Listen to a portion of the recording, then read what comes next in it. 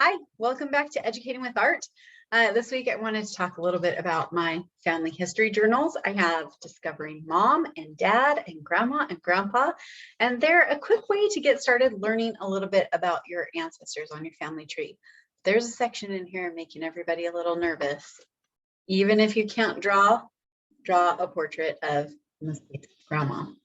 Now, I just wanted to give you a quick tutorial on easy portrait drawing and maybe answer the question, why? Why am I drawing this portrait?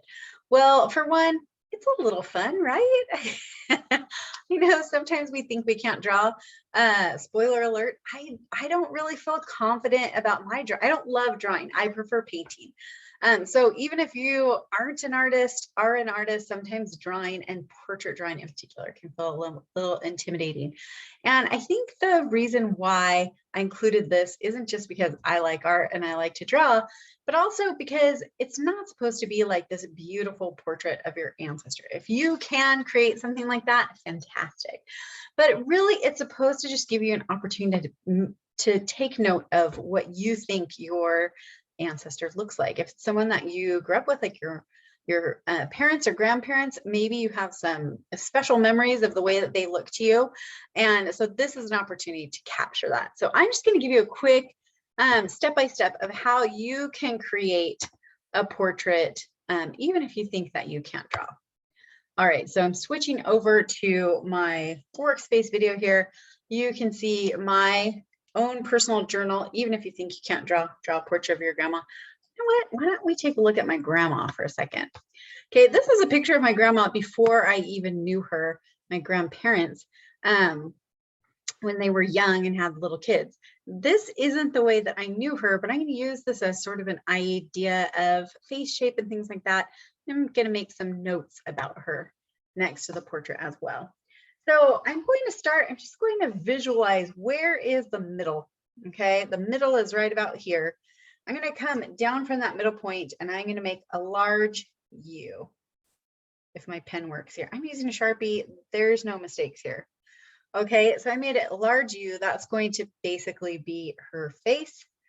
Bring like a neck down here. And then now that you remember I found like the middle of the page, I'm just going to come down a little bit from that where I thought the middle was of this portrait drawing area. And I'm just going to make like a slight little U, a nose shape, maybe a little flares on each side, just to indicate where the nose is. If that is a little too intimidating for you, or you think it looks a little funky, an upside down 7 always works as a good, or an L shape always works as a good solid nose. But my grandma had a nice little button nose, so I chose the U shape here. And above that and on either side, I'm going to make her eyes. And eyes are basically like ovals.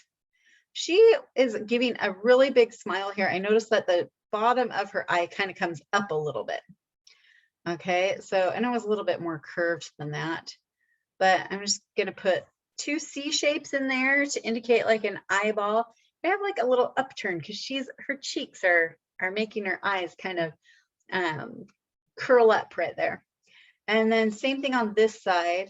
I'm going to maybe go slightly less up than I did on the other side. And I got this like teardrop thing going on here. I'm going to do 2 C shapes, dot in the middle. I'm just adding a couple of dots in there to fill in that space. Look how uneven these eyes are. It's okay. I'm not worried about it. I'm going to add a few like eyelashes. Okay. Because my grandma's all dolled up for a family portrait. And just like the shape of an eyebrow for now, I'm going to come in with a little bit of color and add to that eyebrow. All right, I can see that one eye is a little bit bigger than the other. I'm going to ignore it and moving on. The point of this portrait is not to make it look perfect. Can I skip a space under the nose and make what's going to kind of seem like a smiley face? Right, that's looking more like a person, but to make this smiley face look a little bit more like my grandma's smile, I'm going to come on top and make like a wide M. Okay, a wide M there.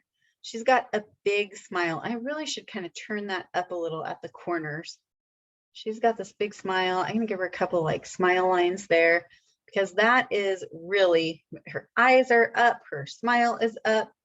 And then I'm just gonna do a slight outline here of the lips because I'm gonna add some pink lipstick, maybe a couple lines for teeth, just a little bit, just a little bit. We've just done shapes, U shapes, 1, 2, 3 U shapes, oval shapes, C shapes, and she's got a face. That's fantastic. I'm going to come down in the portrait. My grandma's wearing like a button down shirt. So right here, I'm going to give her a collar, just a rectangle. You guys, these shapes are so easy. Rectangle, and I'm just going to bring the shoulders out from there. Okay. And it's kind of coming down in a V. Now she's dressed. She's looking so cute. I like to say, if you touch your own face and you pull your fingers, you put your fingers next to your eye and kind of just glide your fingers back, you'll notice that you hit your ears, the tops of your ears. So right where these eyes are, I'm just going to make backward C, forward C, and give my grandma some ears. All right, so far so good. Now she had this really cute 50s hairdo going on here. So it had a lot of curl to it. And so I'm going to like put a lot of U's here to give it that curl along the side of her head. Okay. Kind of lifting up, curling from her chin up to her hairline, and do that on both sides. So I'm going U, U, and see how it kind of gives you this effect of curls to have all these U's. I know because I have curly hair. It feels like a lot of U's and C's going on. And then along the top, her hair is going up and curling over. And so I'm just going to do a few like curly cues. Okay, I'm curling that hair across, kind of like up and over. So curly cues like one direction and the other direction. Okay, so I'm going up with some curly cues, I'm going down with some curly cues. And now I've got the basics. You know, I'm not calling it like the world's greatest portrait. This isn't the Mona Lisa. I think I got the essence. What do you think? A nice smiling lady? I got it. And now I'm going to add color. I'm going to add some volume to her hair right here. Here you go, Grandma. Okay. But I want to make note of a couple of things. I'm going to say that in my memory, my grandma always wore a smile and lipstick, really, now that I think about it. And lipstick, always lipstick. I was always trying on her lipstick. All right, I'm going to add some color here. That's something I really remember about my grandma. Now in the portrait, the shirt is white. So I'm just going to take some gray. I've got markers. I'm just going to add some like gray touches to kind of make this shirt come to life. Nothing, it still looks like a white shirt, just has some shadows and wrinkles there. All right, then I love, this is from Crayola, Colors of the World, markers, crayons. They have really great beiges and all kind of different tones. And so I'm just going to use like a really light beige to do her skin tone. She was pretty, in that photo, she looks pretty fair. She was pretty fair in my day that I remember her. I'm going to write some special notes about my grandma. Besides always wearing a smile and lipstick, she always, I'm like busy coloring this skin tone here, but I remember her always singing. Okay, she was always going to teach us a song or like tell us a song that she loved when she was little. All right, so I'm just getting all of this skin tone on here. And then I look at that picture when she was young and I see that she had dark hair. But in my memory, I think of her as blonde. I'm going to just add a little bit more color, like under her chin, maybe like under her lips a little. Because when I knew her, she was probably gray. And in my child's mind, right, as a little child, I thought that meant that she had blonde hair. And maybe she was coloring it a little bit, but I'm not talking about like the legit things that were going on, just in my mind. Okay, so when I add brown eyes, like me, brown eyes, and I'm going to add brown hair similar to the way I already colored this.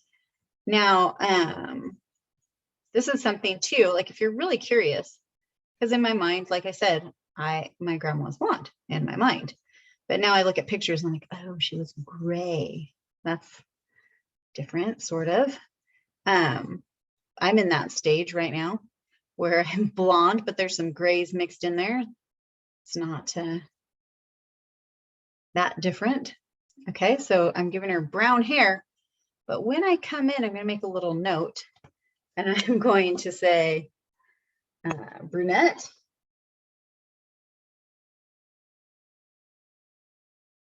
But I always thought she was blonde.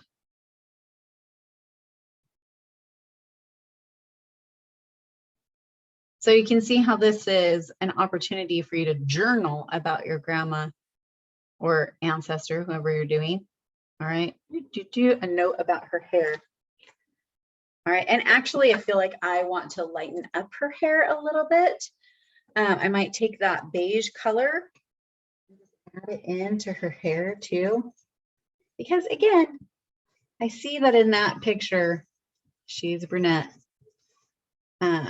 It's funny because my grandpa had gray hair when I knew him too, but I like knew it was gray. I don't know why my grandma thought she was blonde.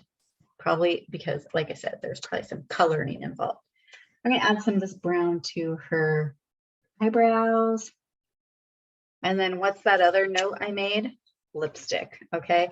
Now I noticed her lipstick, and I noticed looking at the picture to find out the color of her lipstick, I was like, that's kind of coral colored. And then I thought, oh my gosh, she always wore like coral color. So I'm gonna layer with like this peachy orange and see if I get kind of a coral. Always wore lipstick. I'm gonna say coral lipstick, just to remind myself. So you can see how it's a fun way. I mean, even some of these things that I noticed about my grandma are coming out because I'm thinking about the way that she looked, and I'm creating a portrait based on a photograph and the way I remember her looking. So this is a fun exercise to add to your family history journal. And I hope this little tutorial helps you feel confident to make any kind of portrait you want.